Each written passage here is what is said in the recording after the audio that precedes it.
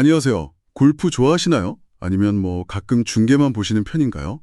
네, 어느 쪽이든 파, 보기, 버디 이런 말들은 아마 들어보셨을 텐데요. 그렇죠. 아주 익숙한 용어들이죠. 근데 우리가 그냥 당연하게 쓰는 이 용어들이 사실은 꽤 흥미로운 탄생 비화를 가지고 있다는 사실 혹시 알고 계셨나요? 아, 그 이야기들이 정말 재미있습니다. 오늘 저희가 바로 당신이 보내주신 여러 자료들을 바탕으로 이 골프 스코어 용어들의 뿌리를 한번 찾아 떠나보려고 합니다.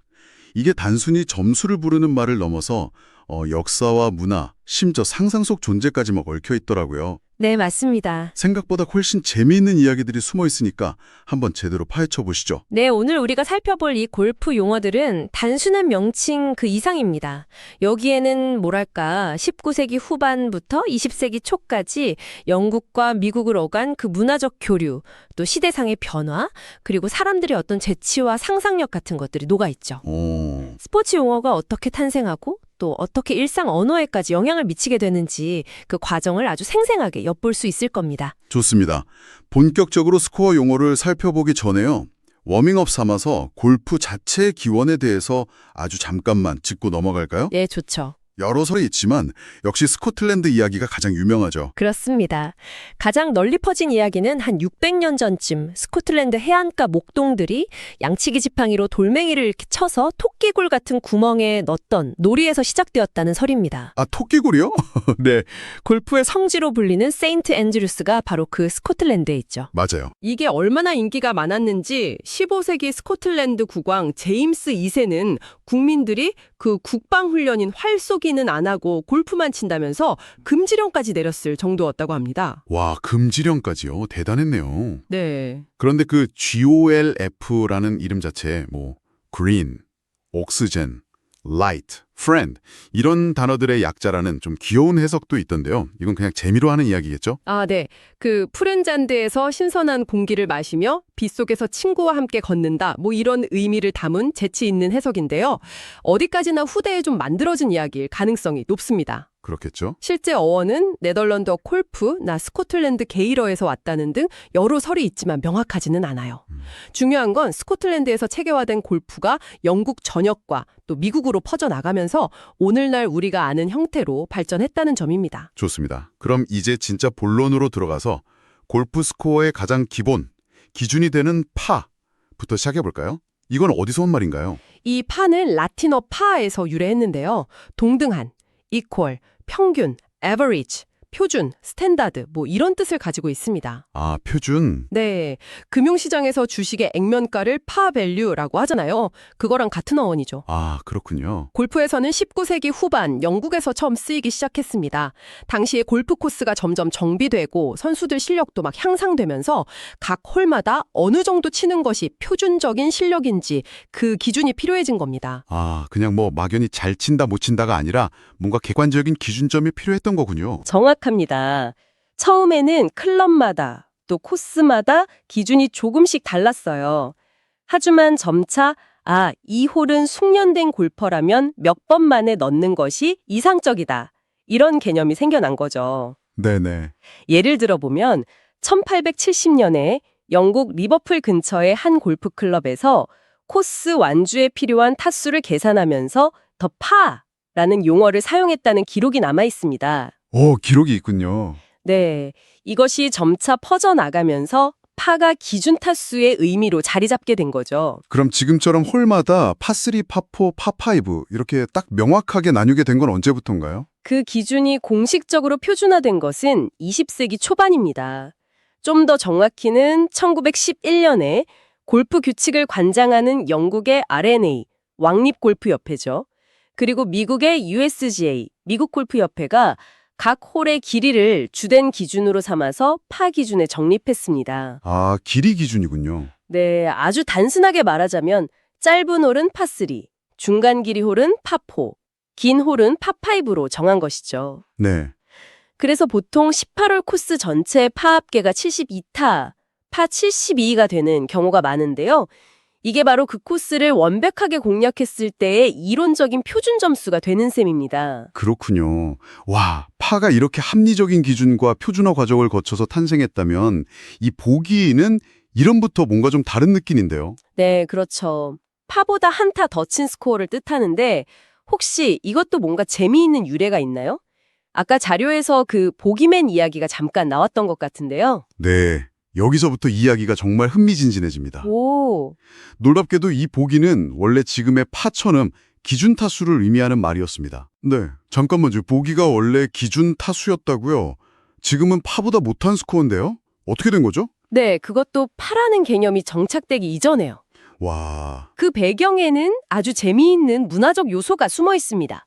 19세기 말 영국에서 The Bogeyman이라는 노래가 엄청난 인기를 끌었어요. 보기맨 노래요? 네, 보기맨은 밤에 나타나서 아이들을 잡아간다는 그런 상상 속의 괴물, 뭐 일종의 도깨비나 유령 같은 존재였죠. 항상 잡힐 듯 잡히지 않는 존재로 그려졌고요. 으스스한데요? 그런데 그게 골프랑 무슨 상관이죠? 당시 골퍼들이 이 잡을 수 없는 보기맨을 골프에 끌어들인 겁니다. 네, 어떻게요? 그 코스 설계자들이나 클럽에서 이 홀은 아주 잘 치는 가상의 인물이라면 이 정도 타수로 막을 것이다 라고 설정한 기준 타수가 있었는데 이걸 보기 스코어라고 부르기 시작한 거죠. 아, 마치 골퍼들이 그 유령 신사 보기맨과 경쟁하는 것처럼요. 내가 과연 이 홀에서 보기맨을 이길 수 있을까? 뭐 이런 식으로 플레이했던 겁니다. 와, 진짜 상상도 못했네요. 기준 스코어를 유령과의 대결이라는 컨셉으로 만들었다니 당시 골퍼들의 유머 감각이 정말 대단한데요? 그렇죠. 일종의 가상 라이벌이었던 셈입니다. 재미있죠? 네, 진짜 재밌네요. 그런데 시간이 흐르면서 골프 기술이 발전하고 클럽이나 공 같은 장비도 좋아지면서 상황이 바뀌었습니다. 아, 예전에는 정말 잘 쳐야 도달할 수 있었던 그 보기 스코어가 뛰어난 아마추어 골퍼들에게는 그리 어렵지 않은 목표가 되어버린 거죠. 유령 신사가 더 이상 따라잡기 힘든 존재가 아니게 된 거군요. 바로 그겁니다. 그래서 골프계에서는 더 엄격하고 객관적인 기준의 필요성을 느끼게 됐고 아까 설명드린 파가 그 자리를 차지하게 된 겁니다. 아하, 20세기 초, 특히 미국 골프협회 USGA 같은 곳에서 파를 공식적인 표준 타수로 채택하면서 원래 기준 타수였던 보기는 자연스럽게 파보다 한타 더 많은 스코어를 지칭하는 말로 의미가 변하게 된 거죠. 이야, 이건 정말 역사의 아이러니네요. 한때는 넘어서야 할 목표였던 이름이 이제는 기준에 미치지 못하는 스코어를 뜻하게 되다니요. 맞아요. 이 변화 자체가 골프라는 스포츠가 점점 더 정교해지고 전문화되어가는 과정을 보여주는 것 같기도 하고요. 정확히 보셨습니다. 단순히 용어 하나가 바뀐 게 아니라 골프가 좀 더 느슨하고 유머러스했던 시대에서 벗어나서 정밀한 기록과 표준화된 경쟁을 중시하는 현대 스포츠로 발전해 나가는 과정을 상징적으로 보여주는 사례라고 할 수 있습니다. 흥미롭게도 영국의 몇몇 오래된 골프 클럽에서는 여전히 과거의 기준 타수인 보기 스코어와 경쟁하는 방식의 보기 컴피티션이라는 전통적인 경기 방식을 유지하고 있다고 합니다. 오, 역사를 간직한 전통이네요. 자, 그럼 이제 기준점보다 더 잘 쳤을 때, 즉 파보다 적은 타수를 기록했을 때 쓰는 용어들로 넘어가 볼까요? 네, 버디. 이건 이름만 들어도 뭔가 느낌이 오는데 정말 새 버디랑 관련이 있는 건가요? 네, 맞습니다. 이번에는 영국이 아니고 미국에서 탄생한 이야기입니다. 아, 미국이요? 네, 1892년 혹은 1903년이라는 설도 있는데요. 미국 뉴저지에 있는 애틀란틱 시티 컨트리 클럽에서 A.B. 스미스라는 골퍼가 플레이하던 중이었어요. 그가 아주 멋진 샷을 날려서 공이 홀컵 바로 옆에 딱 붙었고 다음 퍼트로 파보다 한타 적게 홀아웃을 성공시킨 거죠. 네. 그러자 그가 너무 흥분해서 외쳤다고 해요. That was a bird of a shot. Bird of a shot. 새처럼 날아간 샷. 이런 뜻인가요? 뭐 비슷합니다. 당시 미국 속어로 bird는 문자 그대로 새라는 뜻도 있었지만 아주 멋진 것, 끝내주는 것, 훌륭한 것 이런 의미로도 쓰였다고 합니다. 아, 그러니까 야 정말 기가 막히게 멋진 샷이었어 정도의 감탄사였던 거죠. 와. 그럼 그 자리에서 즉석으로 만들어진 말이 전 세계 골프 용어가 된 건가요? 한 사람의 감탄사가요? 진짜 그렇게 쉽게 퍼질 수 있나요? 네, 이야기에 따르면 그 말을 들은 A.B. 스미스의 동료들이 야, 그럼 앞으로 파보다 한타 적은 스코어는 birdie라고 부르자. 이렇게 즉석에서 합의를 했다고 합니다. 하하, 재밌네요. birdie는 작은 새라는 뜻이니까 뭔가 귀엽고 기분 좋은 느낌을 주잖아요. 그쵸? 이 이야기가 입소문을 타고 다른 클럽으로 빠르게 퍼져나가면서 버디는 파보다 한타 적은 스코어를 의미하는 공식 용어처럼 자리 잡게 된 겁니다. 미국 특유의 어떤 실용성이나 창의성 같은 게 엿보이는 대목이죠. 정말 신기하네요. 그럼 혹시 파보다 2타, 3타 더 적게 치는 경우는 어떻게 부르게 됐는지도 뭔가 짐작이 갈 것 같은데요. 설마 이것도 새랑 관련이 있나요? 하하, 정확히 맞추셨습니다. 아, 진짜요? 네. 버디가 작은 새를 의미하게 되니까 골퍼들 사이에서 자연스럽게 이런 생각이 떠올랐다고 해요. 버디보다 더 좋은 스코어는 더 크고 멋진 새의 이름을 붙이면 어떨까 하고요. 아하, 그래서 파보다 2타 적으면 위험 있는 독수리, 이글이 등장하고 맞습니다. 3타나 적게 치는 정말 대단한 기록은 하늘을 가로지르는 큰 새, 그 신천홍을 뜻하는 알바트로스라고 부르게 된 거군요. 네, 맞아요. 와, 마치 스코어보드에 새들이 막 날아다니는 것 같은 느낌인데요. 그렇죠. 파1은 버디, 작은 새, 파2는 이글, 독수리, 파3는 알바트로스, 신천홍. 이렇게 새의 크기와 위상에 따라서 스코어의 가치를 표현한 거죠. 정말 재치 있는 발상이라고 생각합니다. 네, 네. 그런데 한 가지 재미있는 점은 미국에서는 이 알바트로스라는 말 대신에 더블이글이라는 표현을 더 흔하게 사용한다는 겁니다. 아, 더블이글이요? 네. 같은 스코어지만 지역이나 문화권에 따라 선호하는 용어가 조금씩 다른 거죠. 더블이글이라. 그것도 뭐 일리가 있네요. 그럼 반대로 파보다 훨씬 더 많이 치는, 그러니까 아주 좋지 않은 스코어는 어떻게 부르나요? 네, 그것도 있죠. 그리고 혹시 알바트로스보다 더 대단한 기록도 있을까요? 네, 먼저 파보다 2타를 더 치면 더블 보기, 3타를 더 치면 트리플 보기라고 부릅니다. 네. 그 이상은 보통 숫자로 쿼드러플 보기 이렇게 부르거나 그냥 타수 자체를 말하기도 하죠. 반대로 알바트로스보다 더 좋은, 즉 파보다 4타를 적게 치는 정말 믿기 어려운 스코어는 콘도르라고 부릅니다. 콘도르요? 오, 그건 진짜 들어본 적도 없는 것 같은데요. 어떤 경우에 가능한 거죠? 파5 홀에서 단 한 번의 샷으로 홀인원을 하거나 아니면 아주 드물게 존재하는 파6 홀에서 2번 만에 홀아웃하는 경우입니다. 와, 워낙 비현실적인 기록이라 골프 역사상 공식적으로 인정된 사례가 전 세계적으로도 정말 손에 꼽을 정도라고 알려져 있습니다. 거의 뭐 전설 속의 스코어라고 할 수 있죠. 그렇군요. 콘도르라니 정말 상상만 해도 짜릿한데요. 이렇게 파, 보기, 버디, 이글 같은 용어들이 골프장에서만 쓰이는 게 아니라 일상 대화 속에서도 비유적인 표현으로 쓰인다는 점도 참 흥미로운 것 같아요. 맞습니다. 이게 바로 스포츠 용어가 문화 전반에 영향을 미치는 좋은 예시죠. 예를 들어 영어 표현 중에 That's par for the course라는 말이 있거든요. 아, 들어봤어요. 골프에서는 그 코스에서는 그 정도 점수가 보통이다 라는 뜻이지만 일상에서는 그 정도는 예상했던 일이지. 그건 당연한 결과야.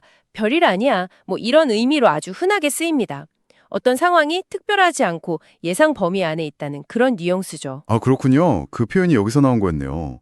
그럼 혹시 보기나 버디에서 유래한 표현도 있나요? 직접적으로 보기나 버디가 관용구로 굳어진 경우는 좀 드물지만 below par라는 표현이 있습니다. 빌로우 par. 네, 골프에서는 파보다 낮은 타수, 즉 좋은 성적을 의미하잖아요. 그렇죠. 근데 일상생활에서는 정반대로 기준 이하, 기대에 못 미치는 또는 몸 상태가 좋지 않은 같은 부정적인 의미로 쓰입니다. 네. 정반대요. 네, 골프 용어의 의미와 일상에서의 의미가 다른 아주 재미있는 사례죠. 와, 정말 신기하네요. 같은 단어가 스포츠 맥락이랑 일상 맥락에서 정반대의 의미로 쓰인다니. 오늘 이야기 나눠보니까 우리가 진짜 무심코 쓰는 골프 용어 하나하나에 이렇게 깊은 역사와 문화, 또 사람들의 이야기가 담겨 있다는 게 새삼 놀랍습니다. 네. 특히 저는 그 기준 타수가 보기맨이라는 유령과의 경쟁에서 시작되었다는 이야기가 가장 기억에 남아요. 저도 그 부분이 참 흥미롭다고 생각합니다. 엄격한 표준을 상징하는 파가 등장하기 전에 조금은 엉뚱하고 기발한 방식으로 기준을 만들었던 과거의 모습이 엿보이니까요. 맞아요. 또 버디나 이글처럼 미국적인 어떤 실용주의와 위트가 느껴지는 용어의 탄생 과정도 재미있고요. 네. 스코어를 부르는 방식 하나에도 이렇게 풍부한 이야깃거리가 있다는 사실 자체가 골프라는 스포츠의 또 다른 매력이 아닐까 싶습니다. 맞아요. 오늘 우리가 함께 파헤쳐본 이야기들이 앞으로 당신이 골프를 보거나 혹은 누군가와 골프에 대해 이야기 나눌 때 좀 더 풍성한 재미와 깊이를 더해주는 작은 실마리가 되었으면 좋겠습니다. 네, 단순한 점수 이선의 의미를 알게 된 셈이니까요. 여기서 한 걸음 더 나아가서 이런 상상을 해보는 건 어떨까요? 네, 어떤 상상이요? 골프 기술과 장비는 지금도 계속해서 발전하고 있습니다. 선수들의 비거리는 점점 늘어나고 있고 코스 설계 방식도 변화하고 있죠. 그렇죠. 그래서 아주 쉽게 이글을 기록하는 시대가 온다면 과연 어떤 일이 벌어질까요? 글쎄요. 지금의 스코어 용어로는 표현하기 어려운 새로운 상황들이 생겨날 수도 있겠네요. 그럴 수 있겠죠. 어쩌면 지금 우리가 당연하게 여기는 파, 보기, 버디 외에 전혀 새로운 개념의 스코어 용어가 탄생할지도 모릅니다. 오, 혹은 파라는 기준 자체가 지금과는 완전히 다른 의미를 갖게 될 수도 있고요. 마치 과거의 보기가 지금의 파에게 기준점 자리를 내주었듯이 말입니다. 아, 미래의 골프는 또 어떤 흥미로운 용어와 이야기를 만들어낼까요? 이것이야말로 앞으로 지켜볼 만한 또 하나의 관전 포인트가 아닐까 싶습니다. 정말 흥미로운 질문이네요. 미래 골프의 변화와 함께 또 어떤 새로운 이야기가 탄생할지 기대됩니다. 오늘은 골프 스코어 용어 뒤에 숨겨진 다채로운 세계를 함께 탐험해 보았습니다. 다음에 또 다른 깊이 있는 이야기로 당신을 찾아뵙겠습니다.